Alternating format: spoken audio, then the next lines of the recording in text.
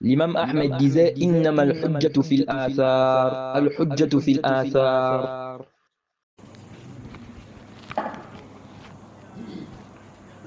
السلام عليكم ورحمة الله وبركاته. إن الحمد لله نحمده ونستعينه ونستغفره ونعوذ بالله من شرور أنفسنا ومن سيئات أعمالنا. من يهده الله فلا مضل له ومن يضلل فلا هادي له، وأشهد أن لا إله إلا الله وحده لا شريك له، وأشهد أن محمدا عبده ورسوله. يا أيها الذين آمنوا اتقوا الله حق تقاته ولا تموتن إلا وأنتم مسلمون. يا أيها الناس اتقوا ربكم الذي خلقكم من نفس واحدة وخلق منها زوجها وبث منهما رجالا كثيرا ونساء، واتقوا الله الذي تساءلون به والأرحام إن الله كان عليكم رقيبا.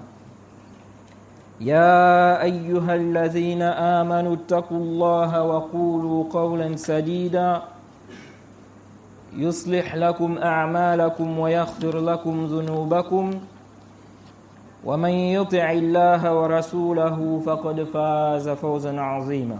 أما بعد. Louange à Allah, le créateur des cieux et de la terre. On le loue pour tout ce qu'il nous accorde comme bien et comme grâce. Et on lui demande de prier sur son prophète Muhammad sallallahu alayhi wa sallam, sa famille, ses compagnons et tous ceux qui les ont suivis jusqu'au jour de la rétribution. Barakallahu fik. Celui qu'Allah a guidé, personne ne peut l'égarer. Celui qu'Allah a égaré, personne ne peut le guider. Nous sommes toujours dans la traduction de l'explication de Sharh al-Sunnah de l'imam al-Barbahari.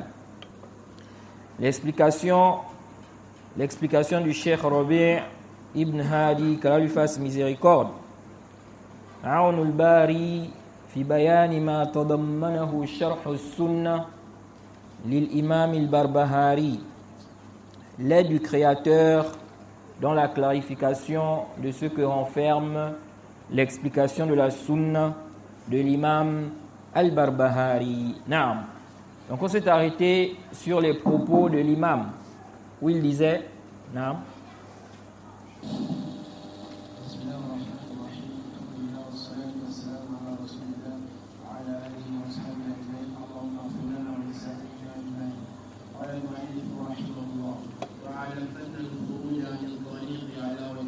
عن الطريق الخروج عن الطريق الخروج عن الطريق واعلم أن الخروج عن الطريق على وجهين، أما أحدهما فرجل قد زل عن الطريق وهو لا يريد إلا الخير فلا يقتدى بزلله فإنه هالك، ورجل عاند الحق وخالف من كان قبله من المؤمنين فهو ضال مضل شيطان مريد بهذه الأمة، حقيق على من عرفه أن يحذر الناس منه ويبين لهم قصته ألا يقع في بدعته أحد. On a encore ici, on n'a pas encore terminé parce qu'on s'est arrêté ici.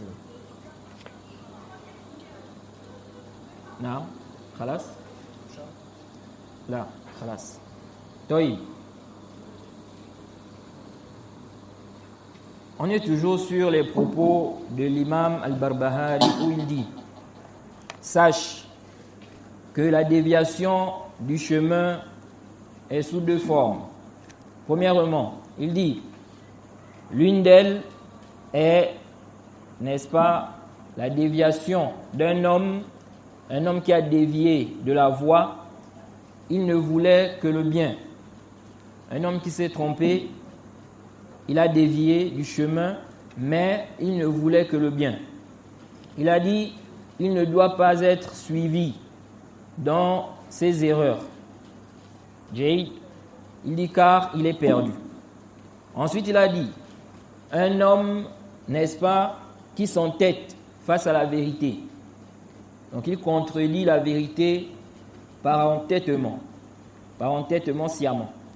Il dit ici, il a contredit ceux qui l'ont précédé parmi les pieux. Il est égaré, égareur. C'est un diable rebelle dans cette communauté.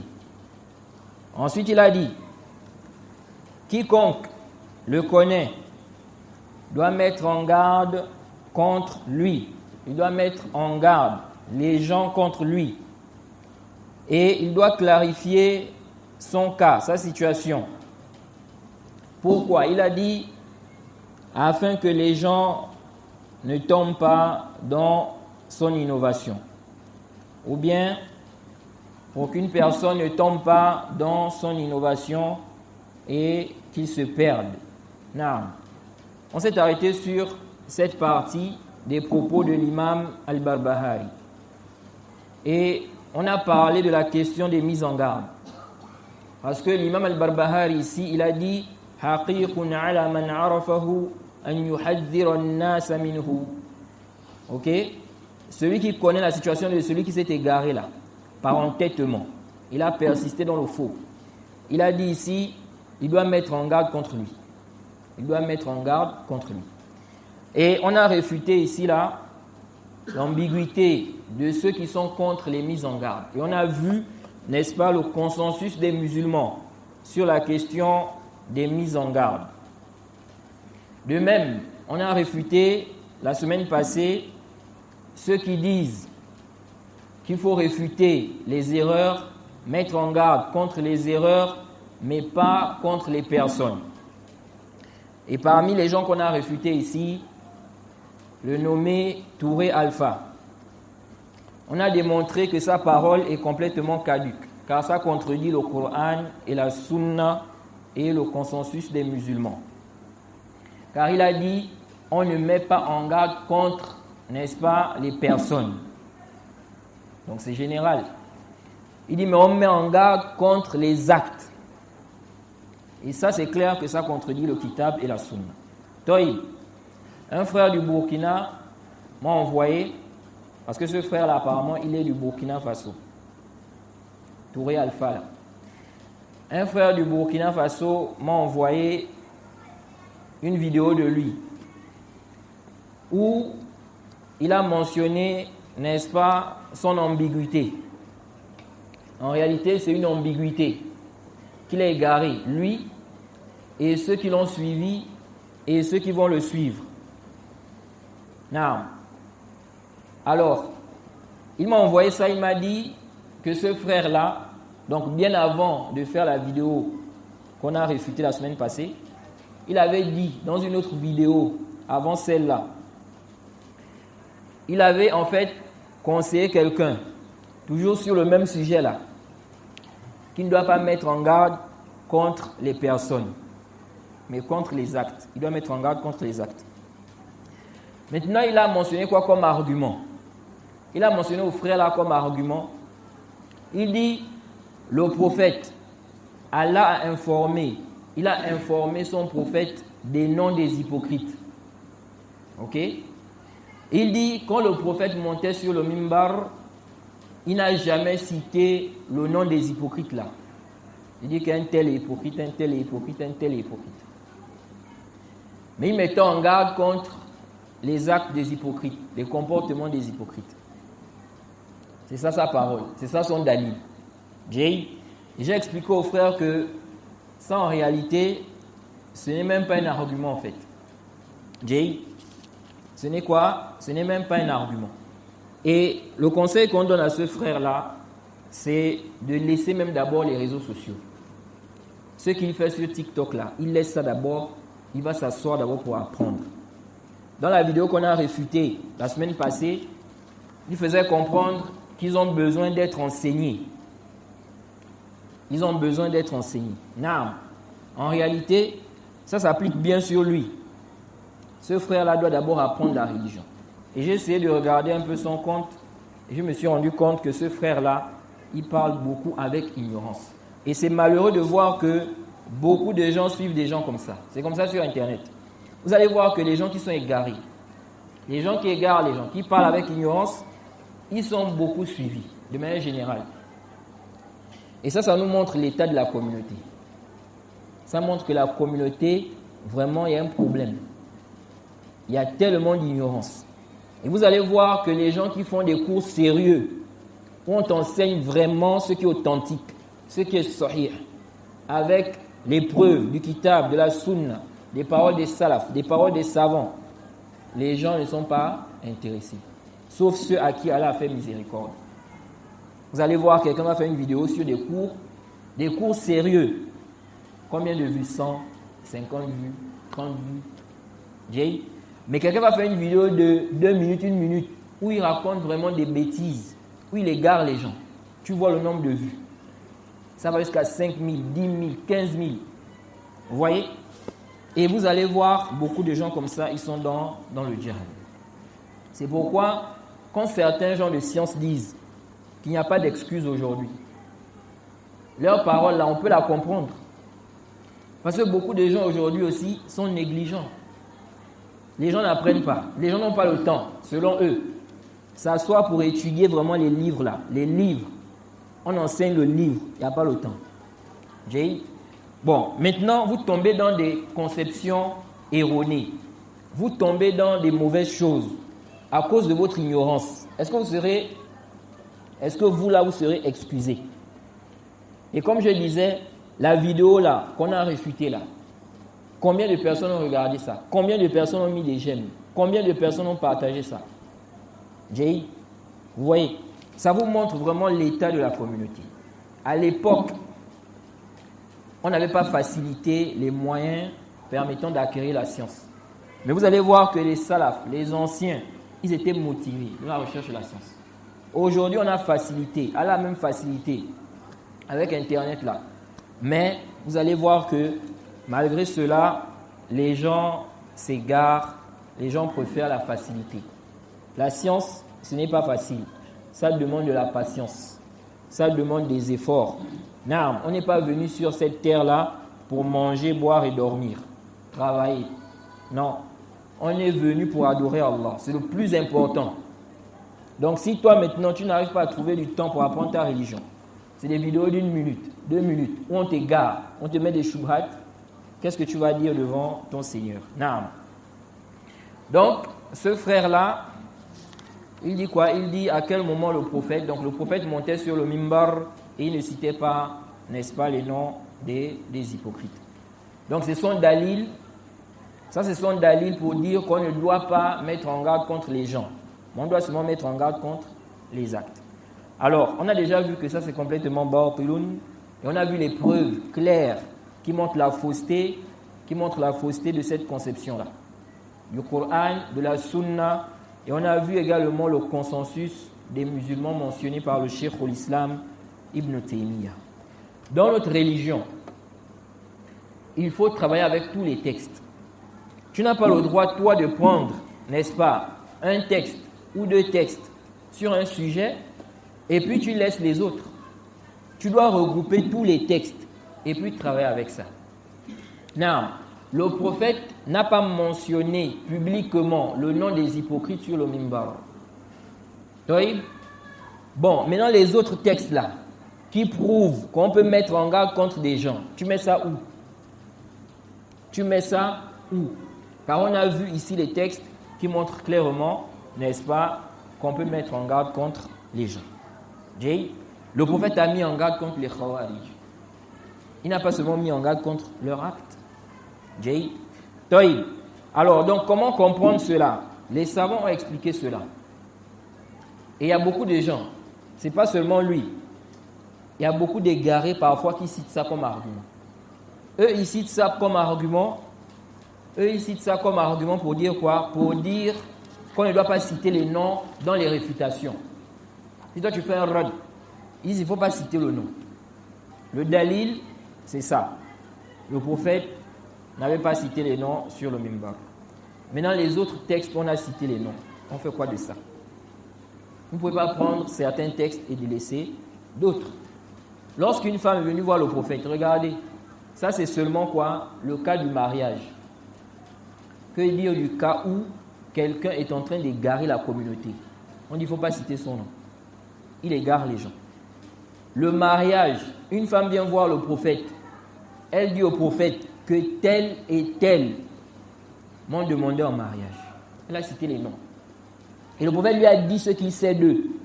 Il a dit celui-là il est comme ça, comme ça, comme ça. Celui-là il est comme ça, comme ça, comme ça. Épouse plutôt celui-là. Il a cité les noms. Jay. Pourquoi? Parce qu'il y a un but ici. Jay, il y a un intérêt ici. Donc, si toi maintenant aujourd'hui, tu dis non, il ne faut pas citer les noms, il faut seulement parler comme ça là. Ça c'est complètement faux et en réalité, on ne peut pas appliquer cela réellement. Non. Donc je disais tantôt qu'il faut regrouper tous les textes et puis les comprendre. Dans le Sahihain, dans Bukhari et Muslim, dans le Sahih al-Bukhari et le Sahih Muslim, on a posé la question au prophète concernant le fait de tuer certains hypocrites. Le prophète a dit non. Il a dit de ne pas les tuer. Pourquoi? Le prophète a dit la yatahaddasu an-nas anna Muhammadan yaqtulu ashabahu. Le prophète a dit pour ne pas que les gens disent que Muhammad tue ses compagnons. Suivez, hein? On demande au prophète qu'on veut tuer certains hypocrites. Il dit de ne pas le faire. Pourquoi? Il dit pour ne pas que les gens disent que Muhammad tue ses compagnons. Parce que les hypocrites, en réalité, ce sont des gens qui cachent la mécréance et qui montrent l'islam. Donc, les gens en apparence, les gens, n'est-ce pas, vont voir qu'ils sont musulmans. Les gens vont voir que ce sont les compagnons du prophète.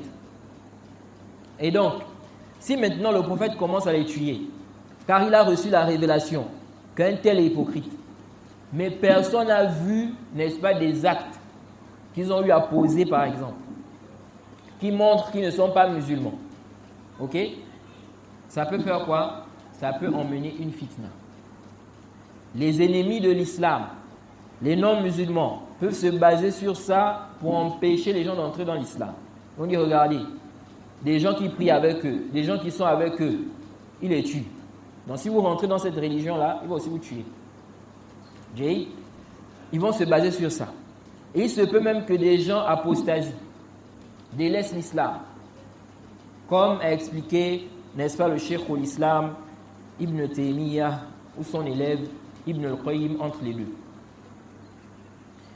Donc, pourquoi le prophète a interdit qu'on tue ici des hypocrites? Parce qu'il a vu que ça allait causer du tort à sa da'wa. Parce qu'il a vu que ça allait causer plus de maux. C'est pour cela qu'il ne l'a pas fait. Et aussi parce que, en dehors de cet aspect qu'on vient de citer, qui a été mentionné par, n'est-ce pas, le cheikh l'islam Ibn Taymiyyah et bien d'autres, le cheikh Ibn Uthaymin, dans son explication du Sahih Muslim, au tome 5, il dit ici, expliquant ces propos du prophète, lorsque le prophète a dit, pour ne pas que les gens disent que Muhammad tue ses compagnons. Donc ne le faites pas. Ok? Pourquoi on ne doit pas le faire? Pour ne pas que les gens disent que Muhammad tue ses compagnons. Le cheikh Ibn Uthaymin expliquant ce passage, il dit, à la page 219 de son explication du Sahih Muslim, il dit وَلِأَنْ لَا يَكُونَ وَسِيلَةً فِيمَا بَعْدَ. Il dit pour que ça ne soit pas un moyen plus tard. Quel moyen? Il dit لِكَوْنِ الرَّجُلِ الْمُتَّهَمْ بِالنِّفَاقِ يَقُومُ عَلَيْهِ وَلِيُّ الْأَمْرِ فَيَقْتُلُهُ. Il dit pour ne pas que ça soit un moyen à l'avenir. De quoi? Il dit un homme qui est accusé d'hypocrisie, pour ne pas que le gouverneur se mette à le tuer, parce qu'il est accusé d'hypocrisie. Il dit Kama yujadul an. Malgré ça, hein, vous voyez qu'on trouve ça. Ce que le cheikh dit ici là.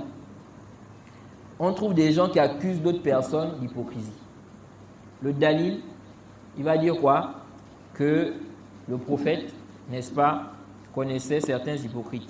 Il a informé de cela à Huzaifa. Huzaifa en connaissait. Le cheikh dit ici, كما يوجد الآن من بعض ولاة المسلمين مع الأسف من يتهم المتمسكين بدينهم بأنهم منافقون.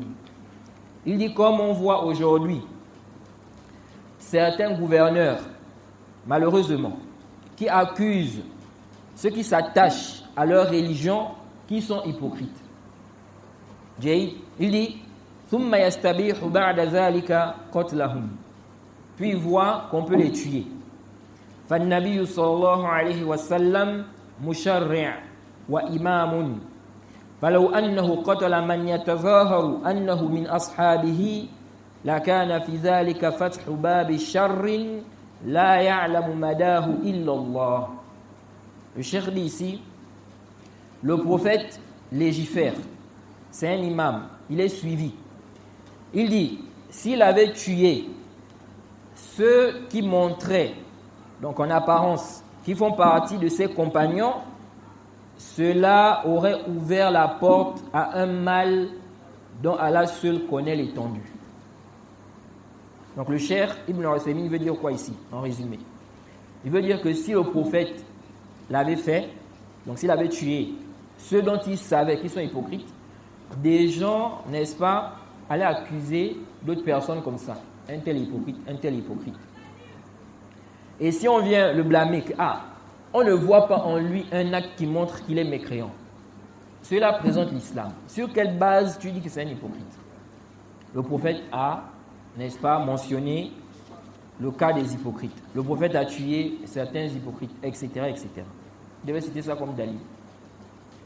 Donc, ici, là, le cheikh veut dire quoi? Que le prophète ici nous a enseigné à nous baser sur ce qui apparaît. Parce que l'hypocrite, il cache la mécréance et il montre quoi? Il montre l'islam. Ok? Taïb. Alors, pourquoi le prophète n'a pas cité le nom de certains hypocrites? Ou pourquoi le prophète n'a pas cité le nom des hypocrites sur le mimbar? Est-ce que ça veut dire qu'on ne doit pas mettre en garde contre les gens? Non. Ce n'est pas ça le sens. C'est pourquoi nous disons à Touré Alpha d'aller apprendre, d'aller étudier. Parce que là, lorsqu'il parle de la religion d'Allah comme ça, sans science, il égare les gens. Et c'est grave, c'est dangereux. On doit avoir la crainte. Lorsque toi, tu te mets devant les gens pour parler là, parfois, il raconte même des histoires qui sont fausses. Ce Touré Alpha là. Il raconte parfois des histoires qui sont fausses. Et tu vois les gens, comment ils ont mis des gemmes, des gemmes, des gemmes. Ça va jusqu'à, je ne sais pas, 5000 gemmes ou plus même. Vous voyez? Quand tu seras devant Allah, qu'est-ce que tu vas dire à Allah? Tu égares des gens. Tu racontes des faussetés. Tu propages des textes qui ne sont pas authentiques. Qu'est-ce que tu vas dire devant Allah? C'est pourquoi tout da'i doit vraiment faire attention lorsqu'il se met devant pour parler. Vous voyez? C'est comme aussi ces prédicateurs-là qui viennent enseigner. Un prédicateur, il ne prépare pas les cours. Il vient seulement comme ça, il vient faire les dourous. Il improvise comme on dit. Ce qui sort de sa tête là, allez, il balance. Mais tu vas commettre beaucoup d'erreurs.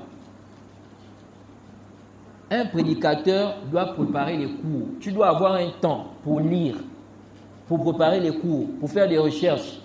Le savant a dit comme ça ici. Bon, est-ce que ce qu'il a dit là, c'est juste? Ou bien il faut vérifier. Est-ce que.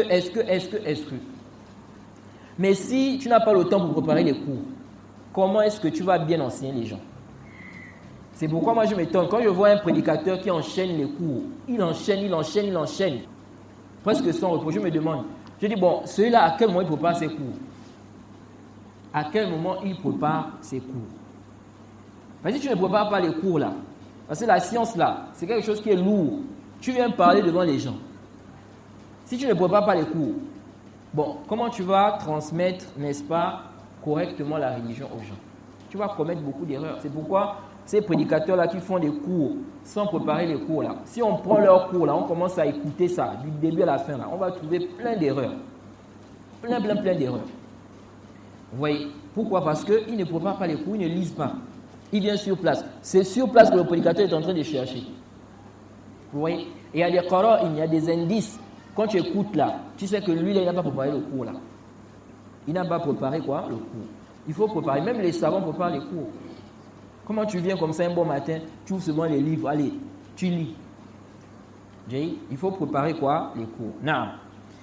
Donc, je disais que pourquoi le prophète ne citait pas les noms? Le Cheikh Robin nous répond. Il répond à cette question. Pourquoi il ne citait pas les noms des hypocrites sur le mimbar?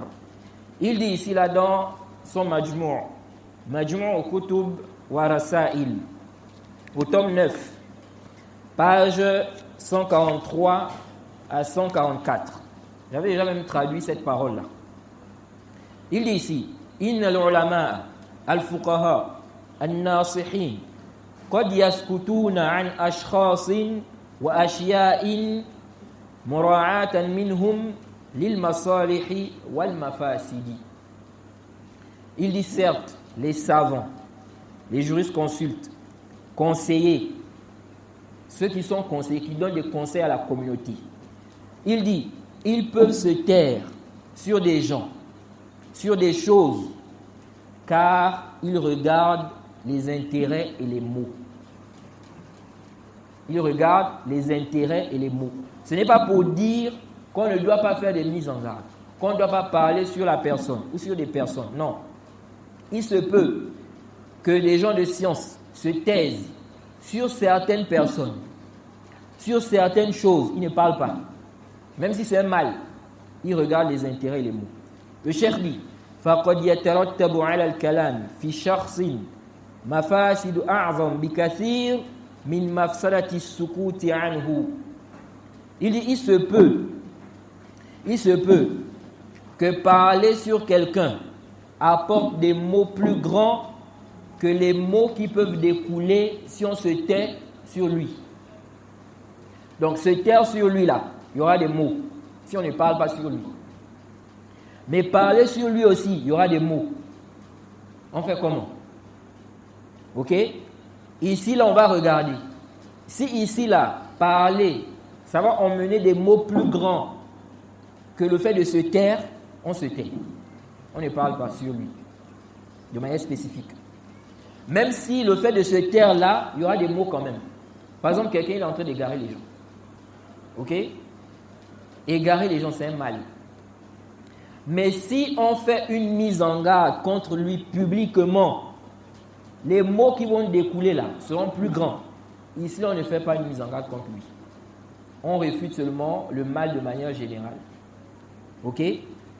Toïb, le cheikh dit ici, il se peut donc que parler sur quelqu'un apporte des mots plus grands que des mots qui vont découler si on se tait sur cette personne. Il dit, ensuite le cheikh revient maintenant mentionne les arguments qui prouvent ça.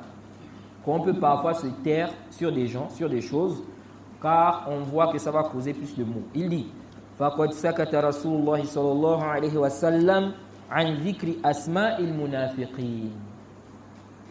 Hein? Il faut bien écouter ça, Touré. Le prophète, n'est-ce pas? Donc ce que toi tu as mentionné là, que le prophète n'a pas mentionné le nom des hypocrites sur le mimbar. Le cheikh revient, confirme. Mais ce n'est pas pour dire ce que toi tu as dit. Il dit, le prophète s'est tu sur la mention des noms des hypocrites. Il dit, وَلَمْ يُخْبِرْ بِأَسْمَائِهِمْ أَوْ بَعْضِهَا إِلَّا حُذَيْفَةً. Il n'a pas mentionné leur nom, ou certains d'entre eux, si ce n'est à Huzaifa. Donc le prophète a mentionné le nom des hypocrites là, mais pas, n'est-ce pas, à tout le monde. Il a mentionné ça à qui? À Huzaifa. Ensuite le cheikh Rabi dit, وَمَتَى كَانَ يَصْعَدُ عَلَى الْمِنْبَرِ وَيَقُولُ فُلَانٌ مُنَافِقٌ فُلَانٌ مُنَافِقٌ. Il dit à quel moment le prophète montait sur le mimbar et puis il disait un tel est hypocrite, un tel est hypocrite. À quel moment il faisait ça? Il ne faisait pas ça. Pourquoi? Parce que le prophète a vu ici que s'il fait ça, s'il mentionne le nom des hypocrites là, il y a des mots qui vont en découler, plus grands. Ok? Ce n'est pas pour dire qu'on ne doit pas faire des mises en garde contre les gens. Bien, on ne doit pas citer le nom des gens. Non. Parce que comment on fait avec les autres textes? On doit rassembler tous les textes.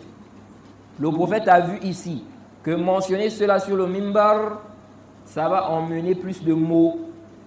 Ok? C'est pourquoi le Cheikh Rabi dit ici وَكُلُّ ذَلِكَ مُرَاعَةً مِنْهُ لِلْمَصَالِحِ وَالْمَفَاسِدِ. Il dit tout ceci, le prophète l'a fait car il regardait les intérêts et les mots. Ok? C'est la zone? Oui.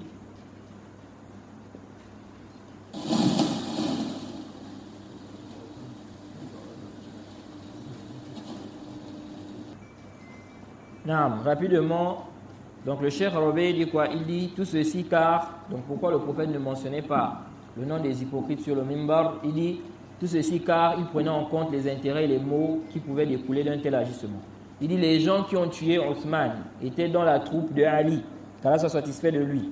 Les grands compagnons restants ainsi que les sages et doués de raison parmi les tabi'in, aucun d'eux n'a dénigré Ali.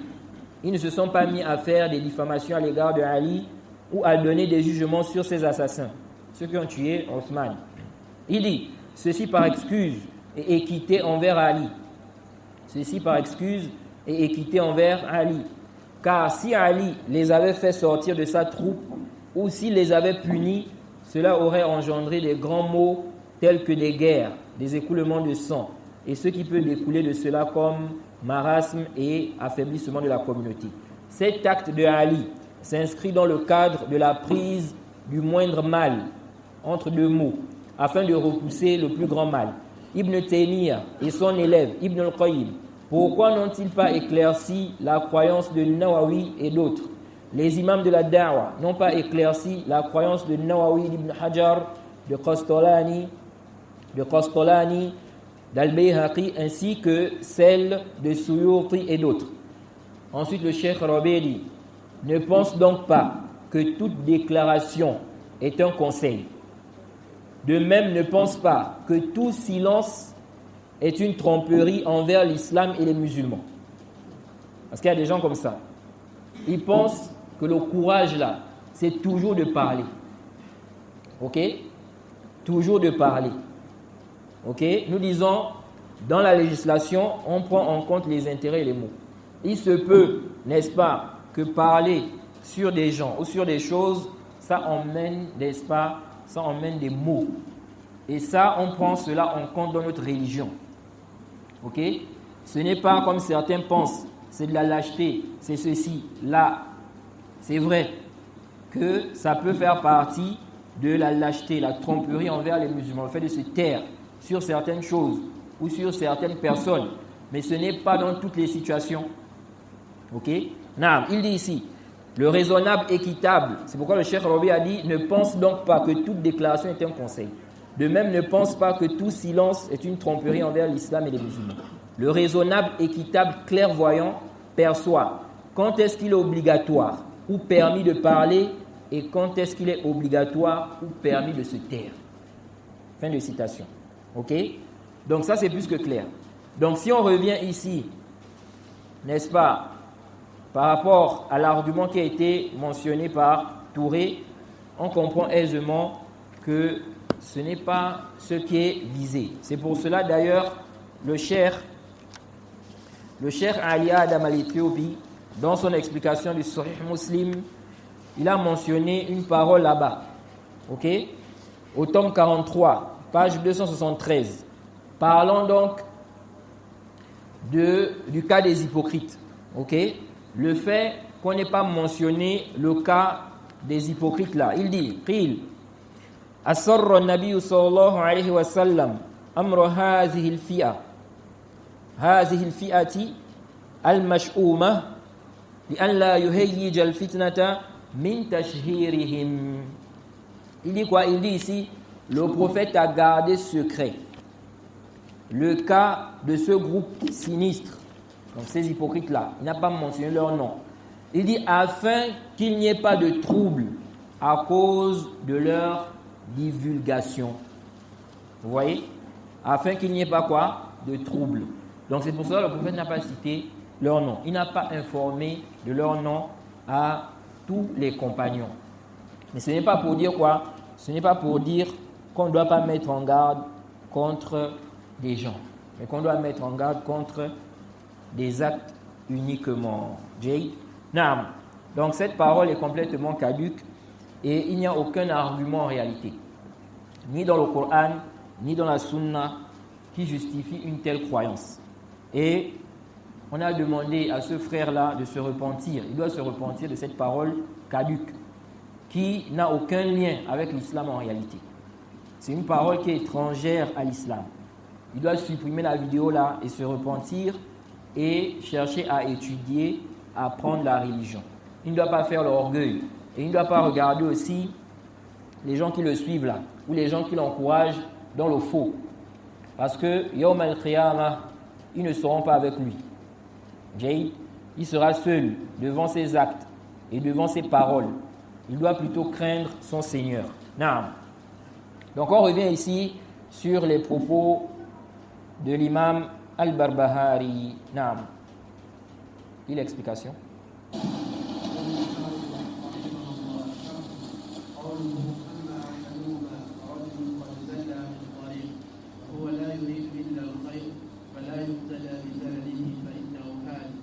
Donc le Cheikh Rabi va expliquer cette parole de l'imam al-Barbahari. Lorsqu'il a dit, donc parlons, n'est-ce pas, des voies ou bien des déviations, des formes de déviation. Lorsqu'il a dit ici, un homme, n'est-ce pas, qui s'est trompé, ok? Il s'est trompé de voie. Il s'est trompé de voie, il a dévié du chemin. Mais il ne voulait que le bien. Il a dit ici quoi? On ne doit pas le suivre. On ne doit pas le suivre dans son erreur. Et il a dit, il est quoi? Il est perdu. Non. Il dit, أقول هذا الرجل الذي حاله لا يخلو أن يكون من أهل السنة ومريد الحق ثم اجتهد ليصل إلى الحق لكنه لم يصل إلى الحق مع اجتهاده وبذل وسعه بل أخطأه وسعه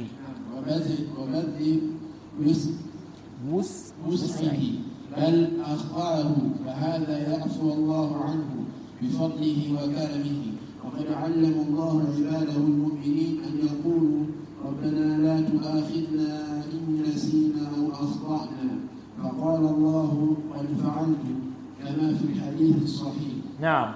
Le Cheikh Robert dit ici, je dis, cet homme-là, n'est-ce pas, qui s'est trompé de la voie droite, qui a dévié de la voie droite, il dit, il se peut qu'il soit parmi les gens de la Sunna. Ok? Il se peut que cet homme-là soit parmi les gens de la Sunna. Il dit, il veut la vérité. Ok? Puis, il a fait un effort pour arriver à la vérité. Mais il n'a pas atteint la vérité, malgré ses efforts. Malgré son déploiement d'efforts. Il n'a pas atteint quoi? Il n'a pas atteint la vérité. Il s'est plutôt trompé. Il dit, celui-là, Allah lui pardonne. Allah, de par sa grâce et sa générosité, lui pardonne. Il dit, Allah a enseigné à ses serviteurs de dire, Seigneur, ne nous punis pas s'il nous arrive d'oublier ou de se tromper. Il dit, et Allah a dit, je l'ai fait, comme c'est venu dans le hadith sahih. Ok?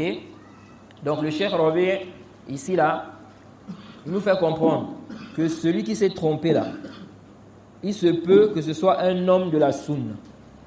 Il voulait la vérité. Il a fait des efforts pour arriver à la vérité. Mais Allah n'a pas facilité. Pour une sagesse que lui-même connaît. Il n'a pas facilité. Donc, ce qu'il a dit là, c'est une erreur. Mais c'était un homme de la Sunna. Il voulait la vérité. Il a fait des efforts pour arriver à la vérité. Le cheikh dit, celui-là, Allah lui pardonne. Ok? Non. Il a dit,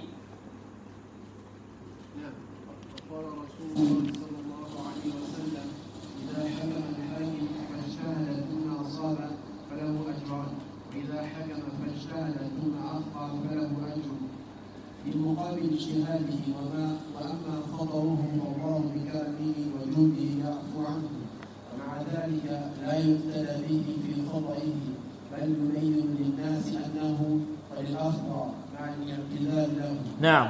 Le cheikh dit ici, le messager a dit, si le hakim si le hakim, le gouverneur ou le hakim fait un effort, puis il voit juste, il aura 2 récompenses. S'il donne le jugement et qu'il se trompe, n'est-ce pas, il aura une seule récompense. Et comme les gens de science l'ont dit, le savant aussi a le même jugement que le juge. Parce que le savant, en réalité, il juge. Il juge entre les gens. Ok?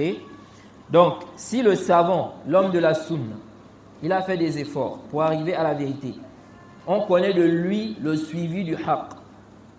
Ce n'est pas quelqu'un qui est connu pour suivre la passion. Ce qu'on connaît de lui, c'est que c'est quelqu'un qui suit la vérité. S'il voit la vérité, il suit ça. Ok? Il a fait des efforts pour arriver à la vérité, mais il s'est trompé. Le cheikh a dit quoi ici? Il a dit celui-là, il est excusé, il est pardonné. Il dit ici, il aura une récompense s'il se trompe. Il dit par rapport à son effort. Donc il n'est pas récompensé parce qu'il s'est trompé.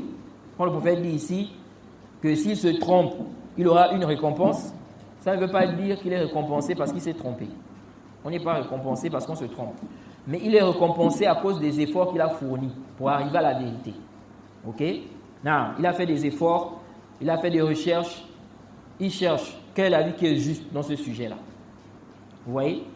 Il prend tel livre, il lit là-bas. Il se peut même qu'il voyage pour acheter des livres, pour chercher vraiment la mas'ala, aller dans les détails, pour voir ce qui est juste. Mais Allah n'a pas facilité, il s'est trompé. Il dit ici quoi? Il aura une récompense pour ses efforts. Il dit, quant à son erreur, ok, Allah dans sa générosité et sa bonté, il va lui pardonner. Ok? Il dit, mais avec cela, on ne doit pas le suivre dans son erreur. Ok? Il s'est trompé, oui. C'est une erreur. On ne doit pas le suivre dans ça. Même si on dit qu'il est excusé. Donc le fait qu'on dise qu'il est excusé, ce n'est pas une raison pour le suivre dans ça. Il dit ici, on ne le suit pas dans son erreur. Il dit plutôt, on clarifie aux gens qui s'est trompé. Donc on va dire qu'il s'est trompé. Il y a des gens, ils ne veulent pas. Tu ne dois pas dire que tel savant s'est trompé. Il ne veut pas écouter ça.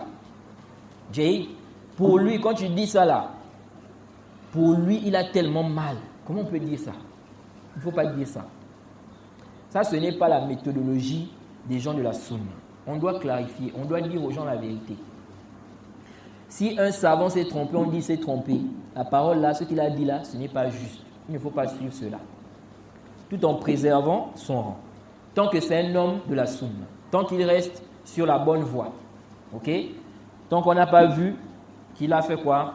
Il a dévié ici là. Non. Donc il dit ici, il dit on clarifie aux gens qui s'est trompé. Tout en lui donnant des excuses. Tout en lui trouvant des excuses. Tant que cela est possible. Non. Ensuite, il a dit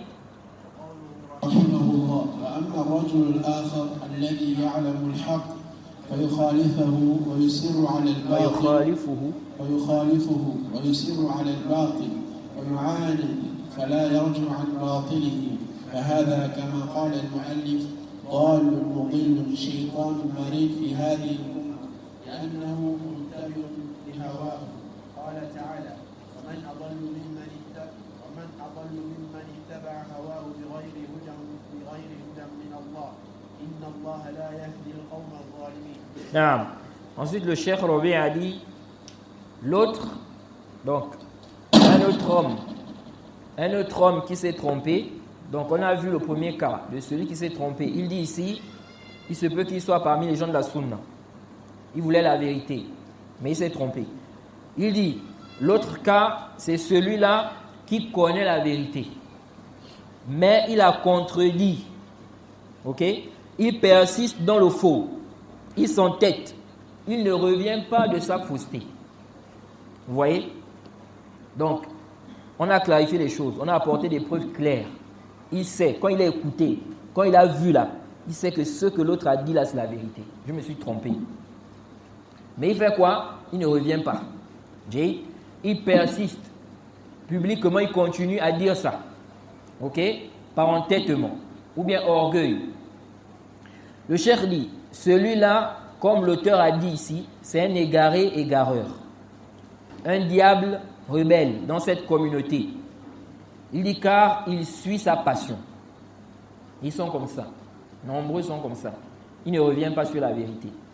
Malgré les clarifications, malgré les preuves claires, il persiste.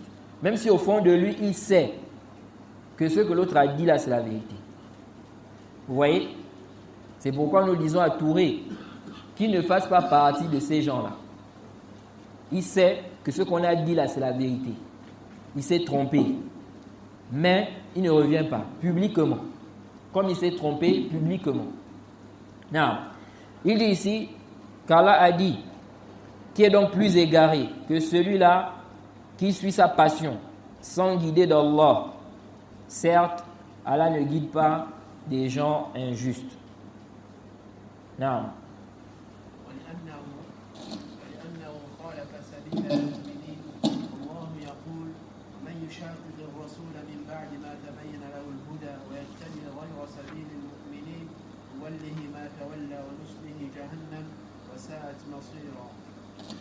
نعم نعم ويجب أن يحذر الناس منه من ضلالته خشية ويجب أن يحذر الناس منه أن يحذر الناس منه من ضلالته خشية أن يقعوا أو بعضهم في ضلالته وهذا من النصح للإسلام والمسلمين ومن إبعادهم عن غش الغشاشين وخروج من كتمان الحق. نعم. Ensuite le Cheikh Rabi a dit ici car il a contredit la voix des croyants et Allah dit et quiconque fait scission et Allah dit et quiconque fait scission d'avec le messager d'Allah après que la guidée lui est clairement apparue et qui suit un chemin autre que celui des croyants, nous allons le laisser comme il s'est détourné et nous allons le mettre en enfer. Et quelle mauvaise destination. Il dit, il est obligatoire qu'on mette les gens en garde contre ses égarements, contre lui et ses égarements. Donc celui-là qui s'entête dans le faux, il contredit le haq. Il s'entête. Il dit ici là, on doit mettre en garde, on doit mettre les gens en garde contre lui et contre ses égarements, de peur que des gens ou certaines personnes tombent dans ces égarements. Ok? Il dit ceci fait partie du conseil, n'est-ce pas, pour l'islam et les musulmans, et de l'éloignement, n'est-ce pas, des tricheurs, des trompeurs, et c'est aussi une rupture avec la dissimulation de la vérité. Ok? Donc lorsqu'on clarifie le cas de certaines personnes qui égarent les gens, c'est quoi? C'est pour que les gens ne tombent pas dans leurs égarements, pour que les gens ne les suivent pas. Ok? Et aussi, ça nous permet de sortir, n'est-ce pas, du cadre de la dissimulation de la vérité. Parce que le fait de se taire sur le faux, sur les gens du faux, ne pas parler, ok, ça fait partie du fait de cacher la vérité. Tu sais, tu connais que ceux-là sont égarés, ceux-là ne sont pas sur une bonne voie, mais tu ne dis pas, tu ne parles pas. Ici, là, ça fait partie du fait de cacher la vérité. Ça peut être pour des intérêts personnels. Il y a des gens comme ça. À cause de ces intérêts personnels, il ne va pas parler sur certaines personnes. Il ne va pas parler sur certaines choses.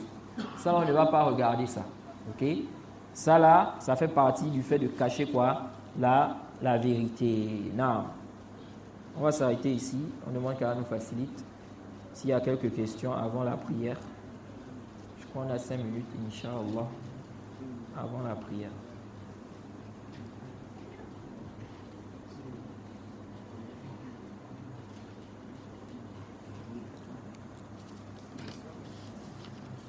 Non. Concernant le hadith du prophète sallallahu alayhi wa sallam, on vient de mentionner précédemment, Non. Non. Est-ce que ce hadith-là est spécifique uniquement aux savants, ou bien même un étudiant en sciences qui a atteint un certain niveau, qui fait des efforts pour faire des recherches, est-ce qu'il rentre dans ce sujet? Ici, là, ce hadith, la base, ça concerne ceux qui sont aptes à faire l'ijtihad. Ok? Parce qu'il y a des gens, ils ne sont pas aptes à faire l'ijtihad. Maintenant, lui, il rentre on va dire il veut maintenant faire l'ijtihad lui-même, alors qu'il n'est pas apte, il n'est pas outillé, il n'a pas les outils pour ça. Donc lui, il ne va pas rentrer dans ce texte-là. Okay? On ne va pas dire que non, il aura la récompense, n'est-ce pas, pour ses efforts. Parce que il n'a pas le droit. Okay? Mais il n'y a pas de doute que l'étudiant en sciences qui fait des efforts pour arriver à la vérité, okay? Il a fait des bouhous, il a fait des efforts, il n'y a pas de doute qu'il aura quoi? La récompense pour ses efforts. Allah n'est pas injuste. Okay? Allah n'est pas quoi? Il n'est pas injuste, il aura des récompenses. Non. Non. Wa alaykoum salam.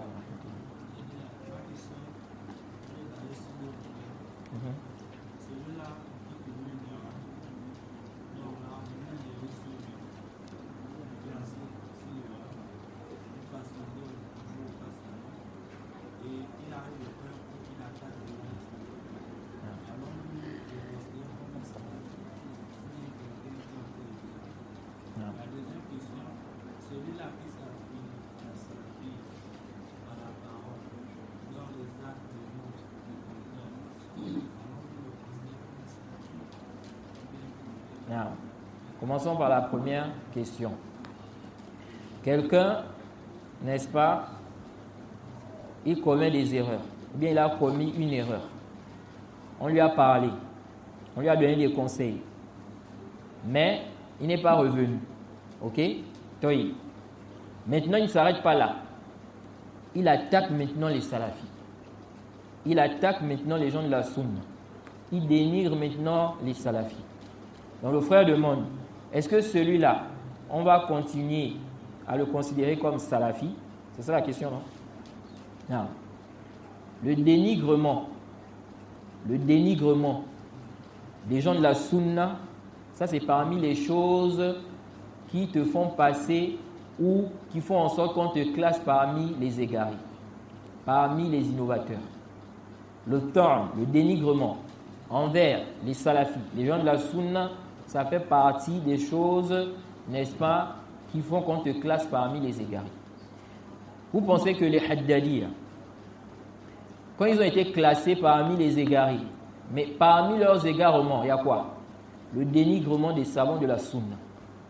Il y a des gens aujourd'hui, là, quand on mentionne ça, ils voient ça comme si ce n'est pas quelque chose de grave. Pourquoi vous avez dit qu'un tel est mubtadi'? Pourquoi vous avez dit qu'un tel est un mubtadi'? Le dalil, il dénigre les savants. Il a dénigré Fulan, voilà les preuves. Des savants qui sont reconnus dans la Ummah par les gens de la Sunna. Ils disent, à cause de ça seulement. Oui, à cause de ça. Ça là, ça montre que tu as un problème dans ton manhaj. Tu ne peux pas être sur une bonne voie et puis tu dénigres les savants de la Sunna. Non, tu peux réfuter une erreur. Tel savant s'est trompé. Ce qu'il a dit, c'est une erreur. Mais quand ça arrive au stade du dénigrement, et ce n'est même pas un seul savant, tu t'en prends comme ça à plusieurs savants. Ok? Et injustement, on va te classer parmi les salafis, parmi les gens de la sunna comment? Alors qu'Allah a élevé les savants. Allah a mentionné leur place dans le kitab wa sunna. Tu es en train de contredire, n'est-ce pas, le Coran et la sunna et la voix des salafs. Ok? Donc si quelqu'un maintenant, on se rend compte qu'il est en train de dénigrer les salafis, ok? Il fait le tourne sur les salafis, sur les gens de la sunna. Ici, là, on va le classer parmi les égarés, ok? On va le classer parmi les égarés, en plus du fait qu'il ne revient pas sur ses erreurs. Non. Et la deuxième question, c'était quoi? Non, par la parole, mais il contredit par les actes. Non. Quelqu'un maintenant, il dit il est salafi. Mais on voit que ces actes contredisent le manhaj des salafs. Est-ce que celui-là, on va dire qu'il est salafi? Nous disons non. Si quelqu'un dit qu'il est salafi à la bouche, mais on se rend compte que dans les actes, il s'oppose au fondement des gens de la sunna, on ne va pas le considérer comme salafi. Même s'il dit à la bouche qu'il est salafi. Pourquoi? Parce qu'il y a des choses, lorsque tu commets ça, lorsque tu tombes dans ça, ça te fait sortir des gens de la sunna. Par conséquent, le fait de dire à la bouche que je suis salafi, mais on voit que tu as fait ce qui annule la salafiyya, on va dire ça ainsi, on voit que tu as fait ce qui fait en sorte qu'on te classe parmi les innovateurs. Le fait de dire je suis salafi, là, ça ne va pas t'aider. Il faut que tu reviennes. Ok? C'est comme la mécréance. La mécréance, il y a des actes. Si tu poses ça là, ça te fait sortir de l'islam. Même si tu dis à la bouche, je suis musulman. On ne va pas regarder ça. Parce que ici, tu es en train de faire des choses qui montrent clairement que tu n'es pas musulman. Tu es en train de faire des choses qui montrent clairement que tu n'es pas salafi. Donc, on ne va pas te classer parmi les salafis. Par exemple, quelqu'un maintenant, il dit qu'il est salafi. Mais on voit que ses fréquentations, c'est uniquement les gens de l'innovation. On voit qu'il est seulement avec les gens de l'innovation. Il dénigre les gens de la sunna.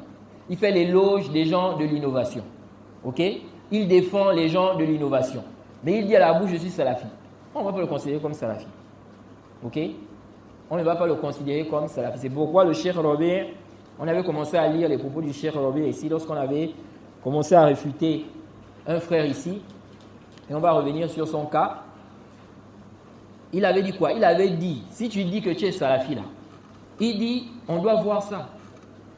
Tu dois prouver ça dans tes propos, dans tes écrits, n'est-ce pas? Dans tes actes. Mais tu dis que tu es salafi, que tu es sur la vérité. Mais on ne voit pas ça dans tes écrits, dans tes actes. Comment on va dire que tu es salafi? C'est comme le musulman. Quelqu'un maintenant il dit les musulmans. Taïb. L'islam, il y a des choses, si tu fais ça, ça te fait sortir de l'islam. Et il y a des choses que tu dois faire pour qu'on te considère comme musulman. Ok? Si tu ne fais pas ça, on ne va pas dire que tu es musulman. On ne va pas dire que tu es quoi? Tu es musulman. Ok? Si on ne voit rien en toi qui montre réellement que tu es musulman, c'est-à-dire que tu ne fais pas ou tu n'es pas dans ce qui te distingue, ok, du mécréant.